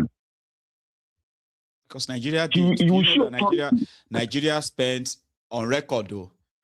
It was said that Nigeria spent over $60 billion in fighting apartheid. Nigeria lost so much as well. It was because of South Africa that Nigeria kicked out the British Petroleum BP from Nigeria. That's what yeah, go on. That's where I'm going to. I'm not saying that what Nigeria did for South Africa, like maybe what South Africa did to Nigeria now. Yeah. That's where I'm not going there. I'm saying like when Nigeria is Nigeria, when Nigeria they have authority in the world. Mm-hmm. You will count them, not even only in Africa. You will count them before you do anything to Nigeria. Then people are taking. They will be a little bit careful. Like, what will be the reaction? Are they going to cut us off from their oil? Are they going to stop giving us money? Because we had a lot of money. You see, so then when you go back to today, not even today. Let's say since APC came in. Look at the qualities of ambassadors. Look at the qualities of, look at this man they used to replace Wale. About 4 days ago, he told Tinubu, borrowing money is not the way. It's not going to help. And when you look at his body language on that interview, you see he's feeling bad inside him as a human being. You see the way he was talking. Just look at his body language. He's not feeling good because you know what he's saying is not truth. So this APC, coupled with Wike, coupled with Dave Omahi that said the Biafra is here. But a few years ago, Dave Omahi made a statement that Ebonyi State is not part of Biafra. Yes. Now he came back to say Biafra is here, that Tinubu has given us everything we need, that we don't need to look for Biafra again. Now he now believes in Biafra. He does. That's why I said so when you go to okay, that is a blasphemous statement, and it's sacrilegious as well. Something that they have to ask him to go to the evil forest for some time. You don't use a whole race to play your political card in that sense. Something sensitive as Biafra. Because he himself, let me tell you, every Igbo man, forget about that saying that this name Biafra is borrowed name, is this, that. That's the only name that awaken Igbo people. Because there's no family in Igbo land that did not lose one or two members in that thing. Every child in Igbo land knows about that war. Just like the way we used to shout up NEPA. NEPA has changed his name for more than 4 times, but people are still shouting up NEPA. That's right. So that is how Biafra is. So Dave Umahi used it to play politics when he didn't favor him. When it suits him. Now, now he thought he's favoring him now. He now use it. He now believe in Biafra. Tinubu, the same thing. He didn't believe in Nigeria years ago. Now he believes in Nigeria now. He's not talking about Africa. Why another opposite is happening in Nigeria? See, and another one is that these killings, I don't know if these people, they are human beings, like the people handling Nigeria now. I don't know if they are human beings. Nothing touches them. They are talking about 2027. Yeah. There's an interview with Useni. He whined Oshomole. Oshomole was dragging about one rule and something with Abadio at the house. When, immediately, whenever they have something like that, they will be running around every TV station to make interview. They now got an interview. He now said he was making the case for Nigerians they are killing in South Africa. Rufai now told him, so now these people are now important more than an economy. But what about people that are dying in Nigeria? He flip up. They killed in South Africa. I'm sorry, they are human beings, but Nigeria is losing people, human beings, more than Ukraine that have been fighting for 4 years now. They never said anything. They never moved any inch. All they do is just to walk around everywhere. Somebody like Rubado try to suppress all those things. They are not human beings. I don't know why people are talking about the election in Nigeria. If you cannot show that you can do something now, election is rubbish. Nobody can do it. Because these people you're going to fight, they are ready to kill because they kill a lot of people. Tony Blair went to Afghanistan, Iraq. Tony Blair. You see, every time they talk about Tony Blair, you see people painting their hands with blood. But this one now, they use with our leaders. They use bucket of blood, woman blood, to take back, and they're still moving around talking about elections. Mayagu, Nigeria, there's not like Nigeria. I still stand on tsunami. Oh. But revolution cannot work. People are standing, taking money, the money bags they are giving people. And they look at those women's face, those women that are collecting that money, look at their faces. Look at their faces. No hopeless. They don't know what to do anymore. That's their last chance. Let's just take it. But when you take it or you don't take it, they will still mark the result. Nigeria is finished. We don't have a country. Yeah. Good night. Thank you very much, Mazi. You also have a very good night, okay? Thanks a lot. Talking about this insecurity and all that, even the Plateau State governor who joined the APC, and it's been reported that since the last time Tinubu went to Plateau State, that time when he stayed back at the airport, right? That famous, you don't have a light, so we can't stay, you can't accommodate us. We have to start going back. You remember that statement, right? More than 152 people have been killed between that time and now. But here is their governor talking about how they are doing their best to ensure that those who are reporting the killings are reporting the true news. And it's actually a way, okay, of trying to cut down, gag the people from reporting the killings in Plateau State. Now that election is so close, because if that should continue, Tinubu will be stoned. And his campaign, they will be stoned across northern Nigeria. So now the governors are moving like this guy. We have never suggested anywhere that any incident should be swept under the carpet. We keep accurate data of all the attacks. But many of you that are in a hurry to put it on social media, you are destroying the state.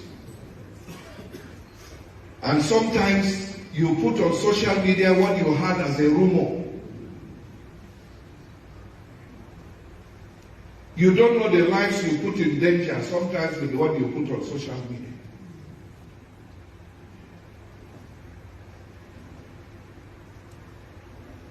We need to be careful. We need to be careful. I appeal to our media people. We have nothing to hide. But all our media people, you need to be more responsible. There is a deliberate plan to demarcate Plateau State and to tell the world that Plateau State is not anywhere that anybody should visit. But let me reassure Nigerians and the world that Plateau still remains the home of peace and tourism.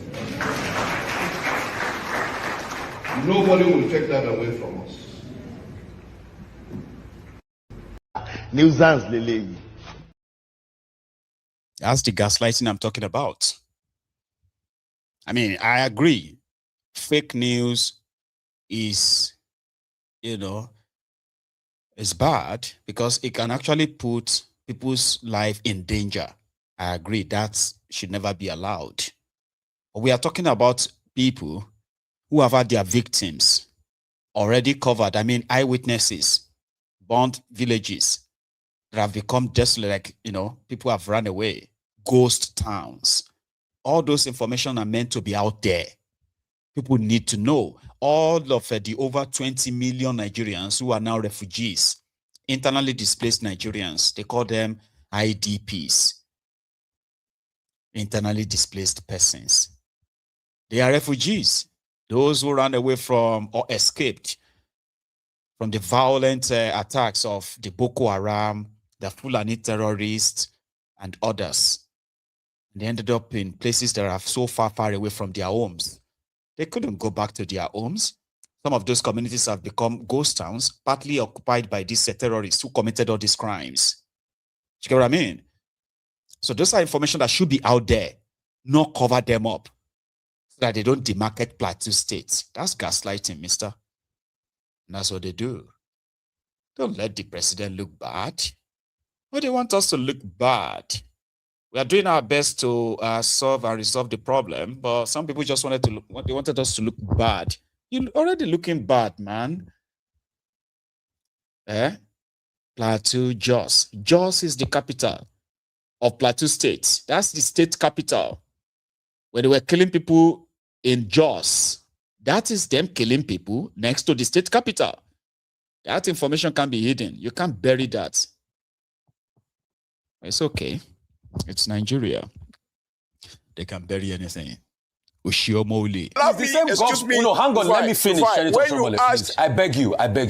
But it's the same government that is saying they want investors. Okay, so how does that sound like when you can arbitrarily nationalize people's shares when they come to invest in your country and you want foreign direct investments? So if Nigerians have chaos with any citizen of any country, they nationalize their shares. That's how Adams Oshiomhole sees things, right? We just nationalize people's shares like that. No. Now, what I want... That's what you're saying. Rufai, sorry, not Rufai. Rufai. Go ahead. You place more weight on wealth than the life of human beings.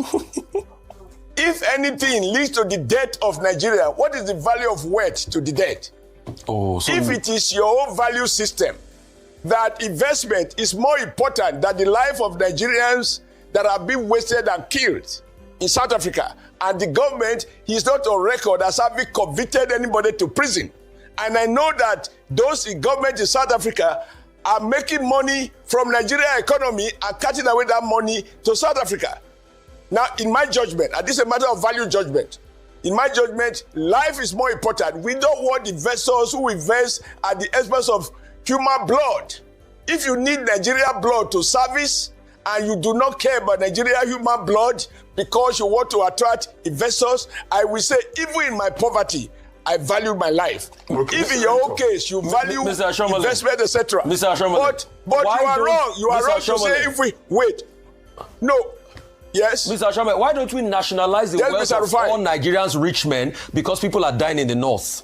Okay. How does that argument sound? Why don't we nationalize the wealth of all Nigerian rich men because people are dying in the north and we've not been able to solve insecurity? Senator, let's start by that. Before we go. All right.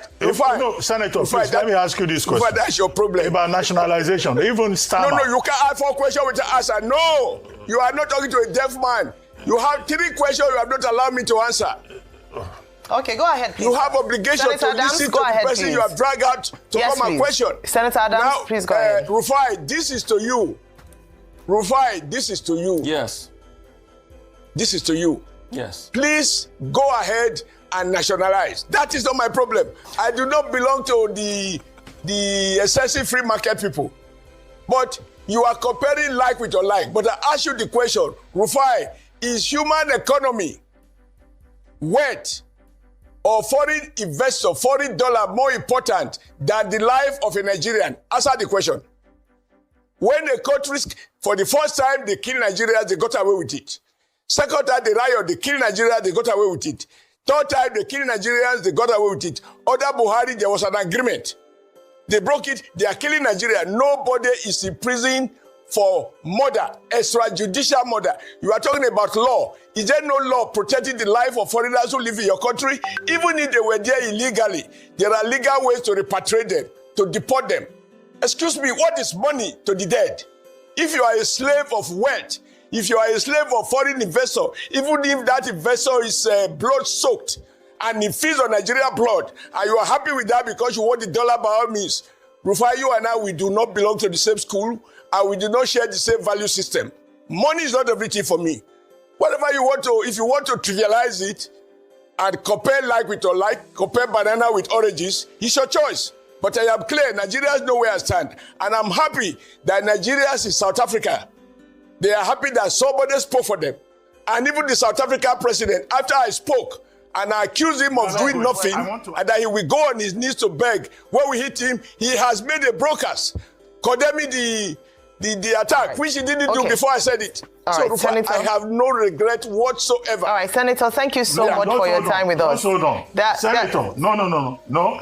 Senator, I wanted to ask you, this talk about nationalization is immaterial because even in the UK, Starmer is talking about nationalizing. Let me ask you about politics. All right, let me put it clear. Okay. What, we have to go. I'm so sorry, sir. We're out of time. It's not just Senator, to nationalize. Thank you so much. When Senator you take Adams, it out from them, you sell it and privatize. Thank you so very much for your time with us today. We are so... On your mandate, we shall stand. On your mandate, on your mandate, on your mandate, we shall stand. And remember that a young man called Justice Crack, that hang on. You remember that young man called Justice Crack that was abducted by the Nigerian military because he had a conversation with another soldier who was telling him about the living condition of the soldiers fighting terrorists up north. Terrible living condition. And he's a blogger, an activist. They used this platform to call the attention of the military to it, but they arrested him, they abducted him, which they called arrest. Nobody knew where they kept him for a week. And when they eventually found out who took him, which is the military, they then agreed that yes, we took him, simply because he was interacting with a soldier who was telling him and giving him information about the war front. And he, as a civilian, was talking to these soldiers about a change of government. That's like advising a soldier to do coup. That is the allegation. So they took him to court, which a DSS is now involved. And the Showore take it back as some of the obedient, and a lot of other guys have grouped up to demand for his release. Unfortunately, the last time he appeared for his bail application, the court adjourned it to some later dates, 25th or so. And his friends and other team guys also decided to go and get an early bail application put in. So here is the mix. Abubakar, you know that guy that is always very, that's always with Showore's lawyer, that's Abubakar guy, right? So he was the one that is the lead counsel to Justice Crack, the guy that is in detention. And he was meant to probably file his application this time around. But something happened. They said he traveled to Turkey.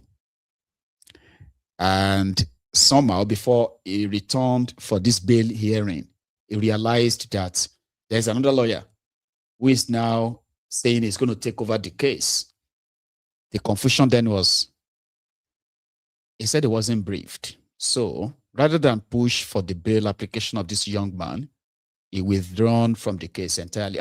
He withdrew the bail application. And that gave another setback. So they couldn't give the guy his bail or even listen to his bail application today. So the confusion here is now, why did the young man get another lawyer that didn't brief his main lead counsel, the lawyer, until today? Or there's something that happened behind the scene before today that has now created bad blood among people who were supposed to be the same, right? Listen to that, Abubakar and the other lawyer after today's hearing. I didn't just come into this matter on my own moto. It was the wife of Justice Crack that reached out to me to represent her husband when the husband was seized in Abuja here. It was on that basis that I took up this matter pro bono. I have never taken a kobo from anybody in respect of this matter. I have defended Justice Crack from day one at the risk and expense of my life and liberty, free of charge. I have filed matters in this case free of charge. For most of the high-profile cases you see that I do in Abuja today, I do them pro bono. They don't pay me. So I had a vacation till the end of this month, but I cut the vacation short on account of this case. I came back to Nigeria for this matter. But when he did not approach me. He just stood up in court and appeared and announced his appearance. And he just said, this is not the procedure. The last time Marshall led these proceedings, according to legal standard, this is not the procedure. The last time it was Marshall that led in these proceedings. Why are we having it here today? He said there's instruction of some persons to appear for the defendant. And I told the judge, just say, well, Marshall, now you have a choice. Are you going to withdraw your appearance, which is the normal thing to do in such a matter? I said, well, my lord, in view of what has transpired, I respectfully withdraw my appearance with my colleague who appeared with me. And once you withdraw an appearance in a matter, the consequential orders must be made, which includes every process you file that goes with it. Can I ask you one question? Yes. According to what you have said now, you've told us that most of the cases that you've been following is based on humanitarian services. Purely humanitarian. Okay. Now, if actually you're doing humanitarian service to Justice Crack, understand the circumstances and allow the case to continue based on humanitarian. The case continued. No, the judge. No, I mean the bail argument today. The bail argument wouldn't have proceeded. The procedure is this: once a judge withdraws his appearance in a matter, the applications filed thereto, they go with it. So the court simply said, having withdrawn your appearance, your applications goes. Okay, sorry. So now, and that was the right. Okay, so today was for the hearing of Justice Max Chidibere's bail application, and you know when the case was called up, two lawyers stood up to try to announce appearance, and the first person who attempted to do that was the person who led as a last date, and the court asked the defendant in open court that who do you want to lead? He said, you have two lawyers, right? He said, yes, you have two lawyers. He said, who do you want to lead? So he now called the second person who was led as at the last adjourned date by the first. And it was on this basis that the person who led as at the first date, the last adjourned date, withdrew his application and subsequently all processes filed by him were struck out. So on that basis, it means that in the file, there's nothing in the file as at today anymore for the court to act upon. And it was on that basis that my Lord graciously granted the short adjournment for another bail application to be filed by the new lawyer that wants to lead. And it's a sad incident anyway, very, very sad incident. Yeah, but that's it. So we're coming back here on Monday, hopefully, to move the bail application, or like my Lord rightly said, that if the prosecution is not ready on Monday, it means that the matter shouldn't have been filed in the first place, so it will be consequentially struck out. So there we see how that goes. So everybody, all sides have been pointing fingers. Said that some people want to take shine off, some people want to take the glory, that stuff left, right, and center. So meanwhile, when Omoyele Sowore was to gain entrance into the court, and also this guy, the leader of the obedient, Tanko, who was also there to give their own moral support, I think. So this encounter happened. Tanko, the DSS, as you can see, prevents us from going to attend Justice Crack's trial. They came with only the family and the wife, and just one person and lawyers that can go in. The kind of impunity that must be stopped in this country, because even under the military that Tanko and I were part of, the DSS never prevented people from entering public civilian courts. We have led a lot of struggle in our lives, and in all of the struggles that we've led, we always make sure that the rights of the people are protected. And in this case, it's not an exemption. We've decided to come here in solidarity to Justin. We want to be as leaders of this particular country. We are not supposed to be denied the opportunity of going in to support and make and to appear in a public hearing. So it's a public hearing, a major human rights, human interest case in our country. This cannot continue. So we can never continue this kind of impunity. We have had enough of the DSS violating the sanctity of our courts, and we will challenge it as we always do. And it's a solidarity for the people. Revolution now. I'm highly disappointed of Nigerian government because the Nigerian government were highly disappointed in them due to foreseen circumstances. Definitely, I'm one of those people are proving people should die in coronavirus is more better than people should die in hungers. Hunger kills more than coronavirus because some people are less privileged. Due to circumstances that I said it, some people are less privileged, which they are based on daily pay, which are not even based on salaries. But our government thinks that the lockdown is the best solution to coronavirus, and proving it to an extent and to the levels of alacrity that if someone die in coronavirus, it's more efficient to die in hunger, because some people will be at indoor. There's no a way to make our own life. I know. And on that note, we're going to draw the curtain. So I want to say thank you to every one of you here tonight again. But remember that if you haven't really liked the broadcast, it is very important you should like the broadcast, okay? And even share it, right? So thanks so much for your time. And I am going to see you another time. I promise. I'll see you when I see you, okay? So you all have a very, very, very good night. And if you are still in the evening time, right, get ready as well. So you all also have a great weekend. Good night.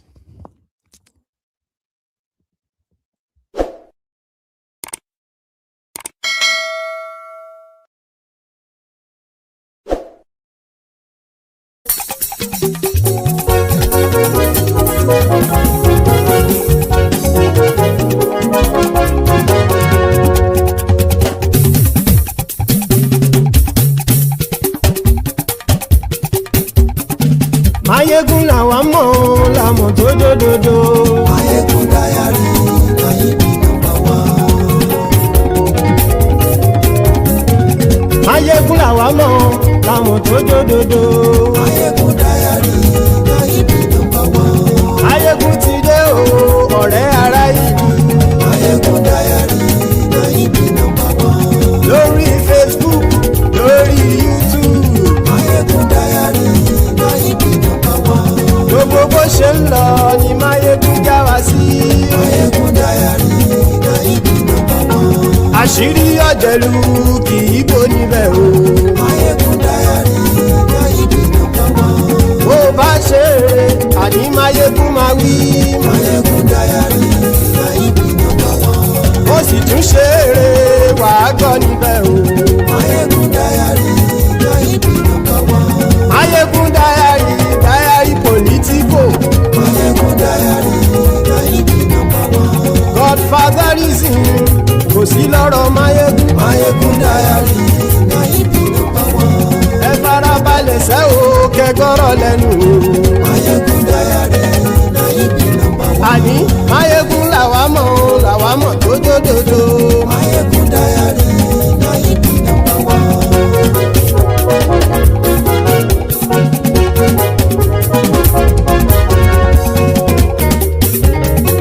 Àní ẹ̀sùn ràkì.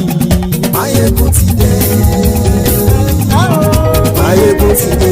Ọ̀jẹ̀lú ẹ̀sùn ràkì. Máyégún ti dé. Àní ẹ̀sùn ràkì. Máyégún ti dé. Lórí Facebook. Máyégún ti dé. Àní ẹ̀sùn ràkì. Máyégún ti dé. Lórí YouTube. Máyégún ti dé. Àní ẹ̀sùn ràkì. Máyégún ti dé. Bọ́ bàbá gbé wúrẹ́. Máyégún máa wí. Àní ẹ̀sùn ràkì. Máyégún ti dé. Ijó ìgbádìyẹ. Máyégún máa wí. Àní ẹ̀sùn ràkì. Máyégún ti dé. Bí pẹ̀sìdó bá rúfin o. Máyégún máa wí. Àní ẹ̀sùn ràkì. Máyégún ti dé. Bí gómìnà kówó jẹ. Máyégún máa wí. Àní ẹ̀sùn ràkì. Máyégún ti dé. Ọlọ́pàá ti ń darí bá. Máyégún máa wí. Àní ẹ̀sùn ràkì. Máyégún ti dé. Aṣòfin ti ń rúfin o. Máyégún máa wí. Àní ẹ̀sùn ràkì. Máyégún ti dé. Òpùrọ́ olóṣèlú. Máyégún máa wí. Àní ẹ̀sùn ràkì. Máyégún ti dé. Ọ̀jẹ̀lú ẹ̀sùn ràkì. Máyégún ti dé. Àní ẹ̀sùn ràkì. Máyégún ti dé.